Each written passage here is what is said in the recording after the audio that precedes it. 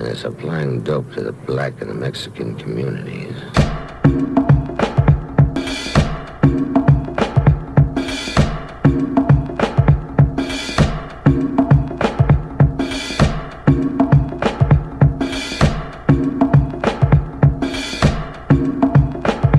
Yeah, the thing that I was taught that only the strong survive. You know. Listen, man, Dave, as you, I'd have left it maybe 40 minutes early. Well, you from here? Oh, yeah, you from Kent, right? You live Yeah, I in live in Kent. Kent. Yeah. You lived in Enza then, you know what I mean? Yeah, moved up. Education. Changed up on him. Yeah. Oh, man. What I miss anyways? What's the lineup then? We got 3 CDMs, bro. So we've gone defensive, as Emery always does against good teams, when we should be attacking. He's a coward, man. He's actually a coward of a man. Somebody said to me today that they were a Celtic fan, and they said they like Emery, and I thought, like Emery. Do you know what it is? Do you know what it is? I can understand it from other fans, because on the face of it, it's like the results ain't terrible since Emery's been here, but like when you, because we're Arsenal fans and we watch it every game, we see how bad the brand of football is. So there's no bravery. Because the thing is, not even like good defensive football, because we concede stupid goals. Because say it was like old school Mourinho defensive football, they'll be alright, cool, yeah. We play a boring style, but we're getting results. He'll play a boring style, yeah, and lose to Watford and shit. Like, it just doesn't even make sense. For real. He just like, he genuinely Bro, let me tell you this now, yeah. Funny that you mentioned Watford. That for me was one of the most angry moments I've ever had in my life as an Arsenal fan. We were 2-0 up, got a draw. The next week, City smashed them 8-0. Next week, Wolves beat them 2-0. And we couldn't hold on to the 2-0 lead. That for me was one of the most frustrating things. it was the way the 2-2 came about. Like even the first goal, like Socrates just literally playing it to, I think it was Cleverly in the box, and it's like we did that like 2 or 3 times before that, and they just didn't learn. Yeah, I don't know, man. All just playing out from the back stuff with an with a defence that isn't technically proficient enough to do it. Thank God we got Bellerin and Tierney coming. Yeah. Hopefully that will change things up from the back. You know watching what I mean? Tierney against Nottingham Forest, yeah. Bro, Were you impressed? That gave me a football orgasm, man. You know, there's something for that, you're just like, yo, yes, thank you, yes. You know what I mean? I was like, come on. Because I've been watching that brickhead, game fucking out. The dude going down the box and just pray for the best. I've had enough of him. I love Aubameyang though, man. Flipping out. That guy is a shoot. striker and a half, bro. So good. I'm missing Lacazette. Is he fit now? No, not yet. I miss that guy, man. He's such a hard-working, sort of industrious centre forward. Big game He player. works He hard. was in the big For games. real, bro. Yeah. But you know, Aubameyang really proved himself in that game against, who was it when we won? He scored the free Villa. kick. Who were we playing? Villa. Yo, that for me was like a real Clutch moment. moment, innit? That undid my fury at him missing the penalty against Tottenham. Oh, he's still angry. Bro. No, that was a heartbreaking moment. Yeah, no. Bro, I turned off all social media for 3 days after that game. I couldn't deal. He missed the penalty against Tottenham. And we haven't won at White Hart Lane for ages. I couldn't. Well, I want to win at Trafford today because I could not stand Jesse Lingard. I hate that guy's guts.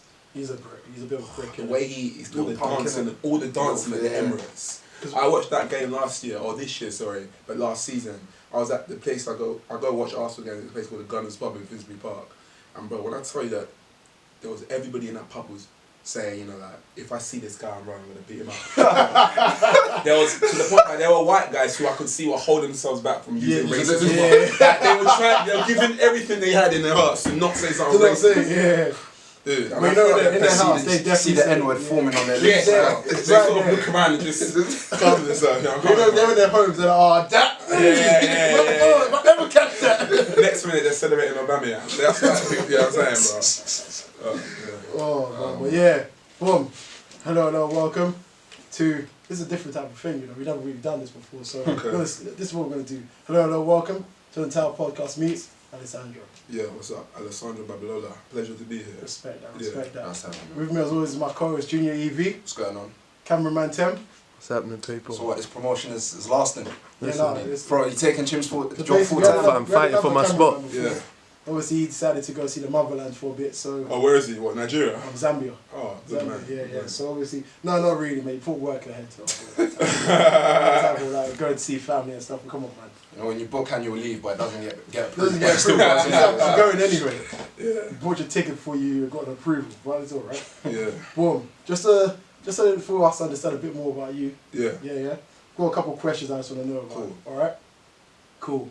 So would you rather have nothing but be real, or be fake and have it all? Tell the truth. Be fake and have it all. Fucking hell. Fair Are you enough. kidding me? Are you kidding me? You know what you can do if you have it all, bro? You don't have to care. Look, being real only serves the people around you. I have a son, bro. What I can provide for him if I have it all is unreal. Fair enough. Simple as that. You know I what I respect mean? that. On this podcast, whenever people bring deep answers, yeah, what I do is just say, yeah, it's just fair Yeah, enough, bro. man. That's fair enough. Having it all, bro. In London, I live in East London, bro. Like that's getting more and more expensive. If you have it all, Jesus, in this city, you're sorted. Fair enough. Yeah, I can't lie. If my dad was real but he didn't have anything, do you know what I mean? Not my dad! You also want to hear something? Thanks for telling me the truth, that, but yeah, yeah, I have but- money for new trainers. Yeah, no, I'll probably keep it real. You know what I mean? You know what I do? I'll probably keep it real. The thing is about keeping it real, yeah. So growing up, I always used to see underground rappers, yeah, used to just keep it real, Yeah. keep it real. And the music wasn't selling. It was just always looking bummy. You could see them in the road sometimes. They just didn't look like a rapper. Yeah. They just think now, but he's keeping it real though. He's like, yeah, I mean, he's holding it down, but you know, I'm with you, though, man. Let's just stay fake, man. Fuck it. Yeah, bro. Yeah, no, Listen, there's a lot of fake people with a lot of stuff, and Yeah, they look yeah. happy. They look happy This is what I enough. said. It only serves others. You know, yeah. Somebody might compliment me about being real, but if I have nothing, then I'm gonna be being real and in tears. You know what I'm saying? So, All right, cool. So, would you rather have to hunt for everything that you eat, or eat McDonald's for every meal every day? hunt. We're in London. What the fuck? You Bro. just said you live in East London, bro. Bro, You're hunting eating is fox a broad every term. night, bro. Hunt is a broad term. Hunting for me could be stealing from corner shops. Fair enough. Fair enough, but listen. I can't eat. Huh? I can't eat Future McDonald's. Yeah, question. we live in a different age, right? We're not obviously on planes and forests anymore. Be going to restaurants, ordering the food, and then running out and not paying. That's true. That's a form of hunting. I've done that before in McDonald's. 100%. I've done that. Talking about I've literally done that before. And I ordered like, I was like, no, I'm only spending £1 in there. Ordered chips, yeah. The one was like, yo, number 71. Yeah, that's me. Took that, and bro, I walked out. I was like, yo, listen, people, I could give this to home. I didn't give it to anyone. Bro, I went to a restaurant once in it's called, I can't remember the name. I want to say salsa bar, Cuba bar. I can't remember properly. But anyway, it's a place where salsa happens. And I remember this girl, and we went to go and eat there. Right, the food was terrible. She was really determined that we should just run out. She was determined. And I was like, come on, don't be silly. Like, we're going to stay, we're going to eat, we're going to pay. She was like, cool. I'm just going to the toilet, 1 minute. She got up and she started leaving the restaurant. I thought, oh my God, is this girl for real? I had to follow her out. We started chucking it down Tottenham Court Road, bro. We were sprinting. We took a left and ended up in some jazz club. The security guard actually chased us for quite a while. Seriously? Yeah, he really did actually put up a chase. It was a stocky guy. I would have sacrificed her. I would have tripped her up and just dragged her. Yeah, yo, security. I don't know why she was running. Yeah. I was chasing her security. That's what I'm doing. No, because security, they were playing around, bro. How long did the courting last after that? I don't know, man. It was a fling, bro. You know what I'm saying? It wasn't even really. There was no end goal. Yeah, from there, you knew she wasn't. You know what I mean, bro? For real, for real. That's some of the best stuff for this. When we both there's no end goal here. Yeah. Let's just enjoy the rap Sometimes over it's here. easy like that. Yeah, you know it's gonna end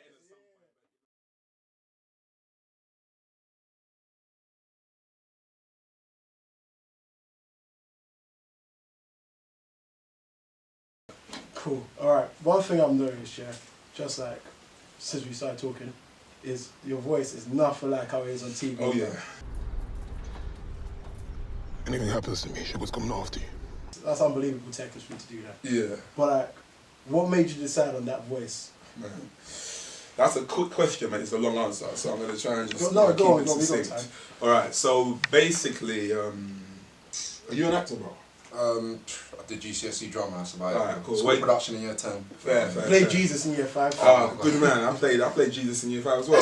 You see that? So who's the other one out? I was one of the 3 kings.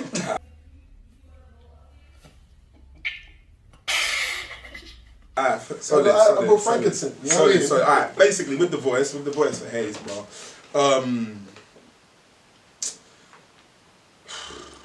Man, it's just so long. The character is a he's a villain. You know, he's a villain. He's a villain in a different sense. So essentially speaking, with all the leads in Top Boy, what you're dealing with is all anti-heroes. There is no hero as such because all of them could go to prison. In the eyes of the law, every character is a villain, right? Sugar, Dushane, Sully, Mo Diddy, Jack, all of them because they deal drugs, right? Alright, cool. But here's the thing, they're not all antagonists, right? You could argue that the protagonists of the series are Dushane and Sully, but then it could also be argued that the protagonist is Jamie, because we are looking at life through the lens of each of those characters, right? We have their backstory. With Dushane, we've got the whole thing with his mother, with Shelley, the girlfriend, played by Little Sims. With Michael, we see the whole, sorry, not Michael, that's his real name. Jamie, we see the whole situation with his two younger brothers. With Sully, we see the relationship with his daughters, and we see the relationship with that boy, I can't remember his name now, Jason? Something along those lines. Jason, yeah, Jason. Yeah. Alright. All of that is done in order for you as audience members to empathise with each of those characters. So despite the fact that they are living lives of debauchery, you might take sides, but in terms of like technical jargon, none of them are villains. Some people are on the side of Jamie, others are on the side of Dushane and Sully just because of our history with them. Regardless, none of them are villains in the classic sense. Haze is a villain. My character is a villain. You don't know where Haze went to school. You don't know who his wife is. You don't know who his children are. You don't know what he likes to eat. You know nothing about him. All you know is that he's an antagonist. An antagonist is, of course, the countermaster to a protagonist. The essence of it is he is there to be an obstacle to the progress of the leads. That is the purpose of Haze. Essentially, he's not there for empathy. He's not there for empathy. Now, the interesting thing about the character is he's from a different world to everyone else. So we start the show in Jamaica, right? And in Jamaica, we meet a whole lot of Jamaicans. We meet the cross-eyed guy who's like, you know, nuts and sort of tries to shoot the old woman who dies. We meet his cousin Donovan. We meet Sugar. We meet the policeman. We meet a number of characters, and what you hear from them is very, you know, thick, yardy accents. They are Jamaicans. Back in London, we've got all the Londoners. We've got Sully, we've got Dushane, we've got Jamie, we've got Jack, we've got all of them. You see, Haze, my character, he's from neither world. He's from neither world, strictly. He's an in-between guy. When we meet him, he's introduced in a very, very atmospheric and tense way. You know, the car driving in, dark forest, he gets up. All of it is, you know, it's actually that part was, in terms of creating a mood, was excellent filmmaking, right? I was scared. Yeah, it's excellent filmmaking. Yeah, I can't lie. There we go. Alright, so as an actor, I'm given the freedom to make choices about any character I play. I'm given the freedom to make choices about any character I play. And with Haze, I looked at that character and I thought, what can I do with this guy to really make him, not necessarily even memorable, but to make sure that with the character I'm playing, I'm accurately painting the colour that needs to be painted in order to make the full picture that is Top Boy as pertinent as possible. You understand what I mean? What it needs to be, basically. Exactly. Yeah. Impactful. It's all about impact, you know. You don't want people to see you and just think that could have just been anyone. Yeah. You understand what I mean? So the first thought was, you know, I worked his backstory, all that stuff. That was all my personal thing. It's like, okay, how does he sound? How does he sound?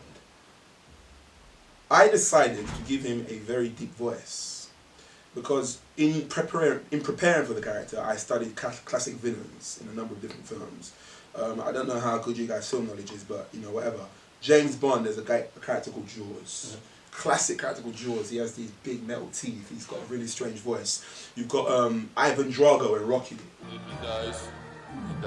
You know that guy, yeah? That's my guy. Okay, you got Ivan Drago. I think there's a lot of power in taking characters like that and making them strange, giving them idiosyncrasies, you know, quirks that, you know, mean that when you watch these people, the way they strike your nerve isn't like the way everybody else touches you. Generally speaking, they're characters that you're very unlikely to meet in real life. But they're somewhere out here on this planet, but they're very unlikely to meet them in real life. All of the villains I've just described before, as well as Haze. Prayer doesn't meet them. Exactly, well there we go. So my thing with Haze was like, he's a giant. Look at how tall he is. Like, you know, I'm tall as it is, but yeah, I wore Timberlands for that whole thing. And you know the height that Timberlands give you, they add a couple inches. You know, with my makeup, you know, there was the frown. They put like makeup on top of my eyebrows to make my brow heavier. They accentuated the bags under my eyes. They put the scar there. And essentially, I look very, very menacing. And my whole thing with the voice was, let's have a voice that's reflective of the very menacing aesthetic. But that didn't just sort of come from thin air. I studied videos. So like, one question that people always ask about Haze is, oh, where's he from? Where's he from? What country is he from? Is he Jamaican? That's a dead yardy accent. Is he from London? Yeah, but he doesn't sound like Mandem. Alright, here's the thing. Haze isn't your friend. Haze isn't your friend. He's from a different universe, in the sense that, and to sort of make that realistic what I just said, because he's not literally from a different universe, but what I mean is that the man's a traveller. He's a traveller. He's lived in various countries. I did my backstory. I know what I did to make the decisions I made. You know, actors, you have some roles that require you to make bold choices, and I made bold choices, from the way I walked, to the way my face looked, to the way the voice sounded. And let me just talk you how I got to the voice particularly. The character's a traveller. He's lived in a number of different countries, the Caribbean, not even Jamaica, right? I'm not saying Jamaica isn't one of the nations, but I really need people to distance themselves from the idea that Jamaica is this man's bread and butter. Well, not bread and butter, but it's his sort of like, it's his identity. He's not Jamaican. You know, I'm coming from. He's also not Londoner, although London is his principal country, city of origin. But trying to speak in what I refer to as a hybridized accent. And there might be some people watching and listening who thinks, oh yeah, right. Here's the thing, people with hybridized accents actually exist. That's not a made up concept. Yeah, it's easy when you grow up in a city like London where everybody speaks MLE, multicultural London English, to think, oh, you know, everybody only has an accent from one place. But even our accent, the accent we have, some people less so, but nevertheless, the accent that Stormzy has, the accent of the youth in this era, that is in itself a hybridized accent. It's an accent that has been formed from years of many different accents in inner London blending, from African to Caribbean to Asian to Turkish to Jewish to Cockney to etc, etc, etc.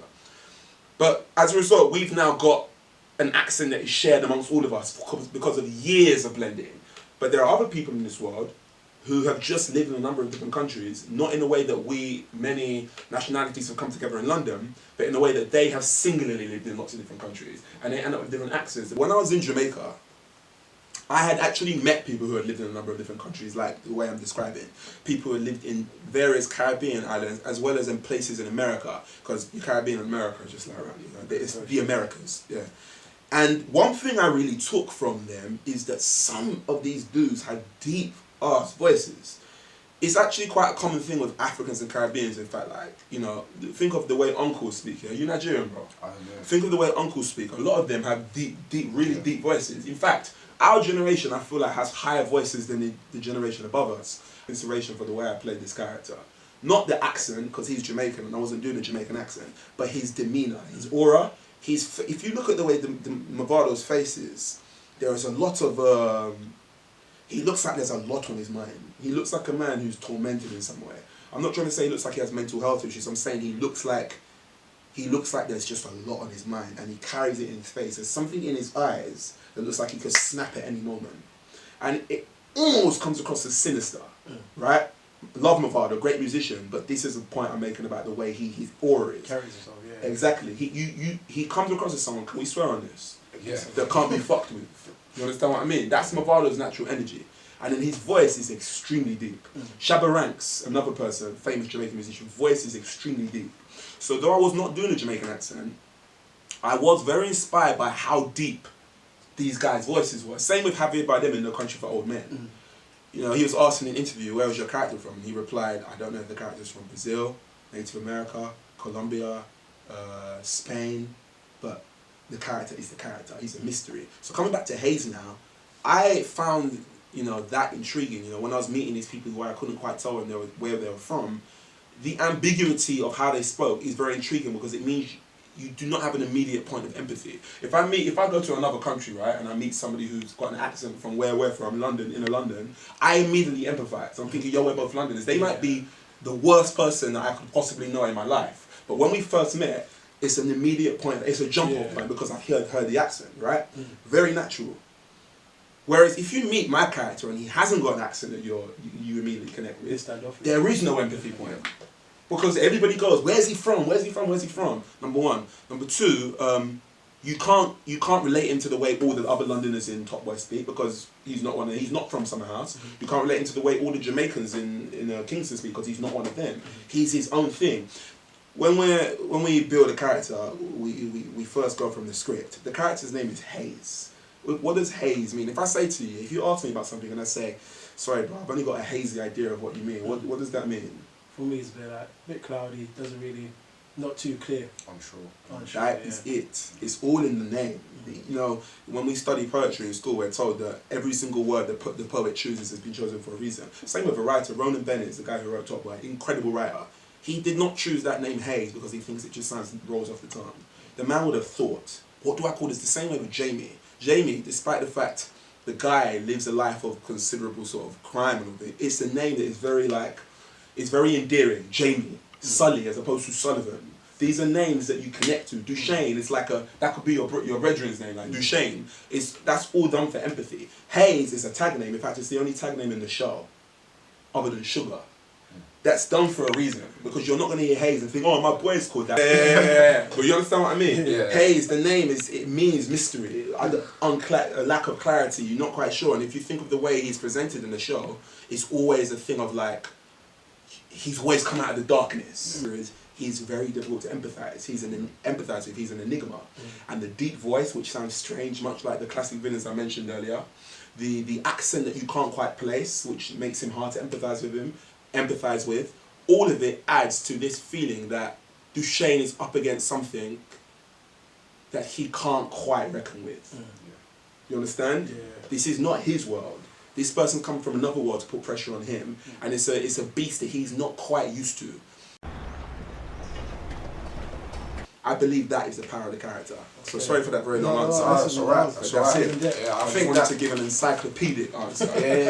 We appreciate that. And I think that's kind of what draws the viewers to Hayes as well, kind of part of what you were saying, because, well, for me, I find that when I'm watching stuff, I'm more drawn to the characters where I'm not sure what they're going to do next, or like, yeah, and it's just, and it's when they're unpredictable, so I think that's what makes, like, the viewers kind of connect with Hayes as well. Yeah, it's important, man. You know, and you know, storytelling as an art, bro, it's all about striking it's all about striking numerous chords. What they got so right in this season is the extent to which different characters are humanized.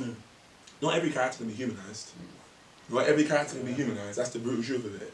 You know, Star Wars, they didn't humanize Darth Vader until you learn that he's Luke's father.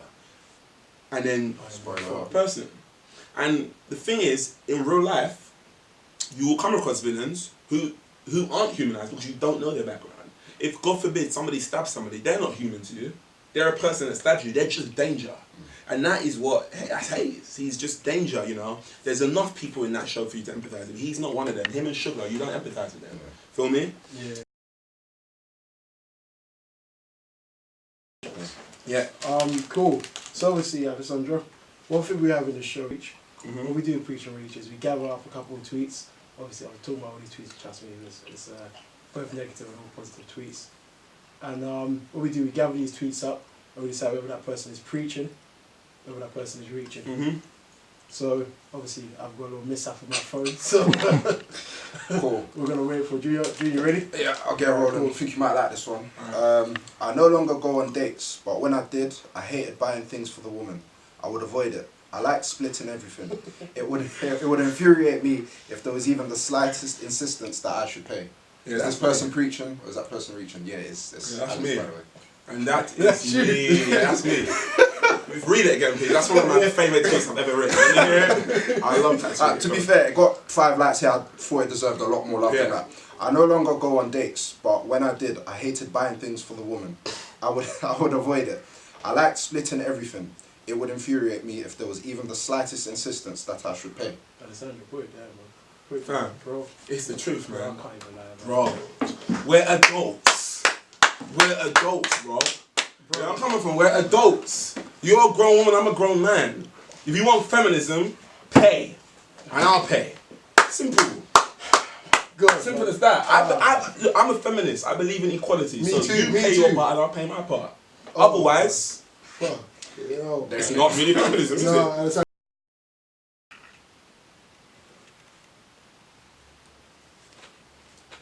Alright, listen. Stop admiring me now. I need you to do one thing and one thing only. Subscribe, like, and leave a comment on how great I am. Right now, in that order. Okay? Subscribe, like, you know the rest. of course the expectation would be he should pay for everything because he's in top right? It's an interesting thing because though I wrote that, I actually don't go on dates anymore. I don't. But why is that? Like, why did you just stop going on dates? Because I don't need to. She's the one, Cole. Oh, I love that. Listen. Oh, yeah, I don't need to. Listen, it ain't bragging if you got it. You know what I mean? Not necessary.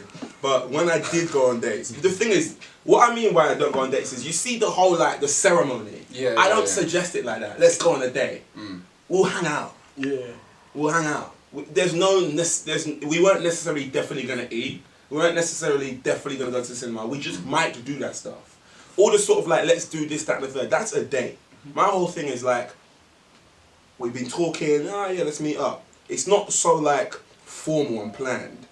So when something's not so formal and planned, there's a little free flow in it, and it happens as it happens. Yeah. But in terms of like dating, it's funny. I wrote that right, but it's really about the kind of girl you're dealing with, bro.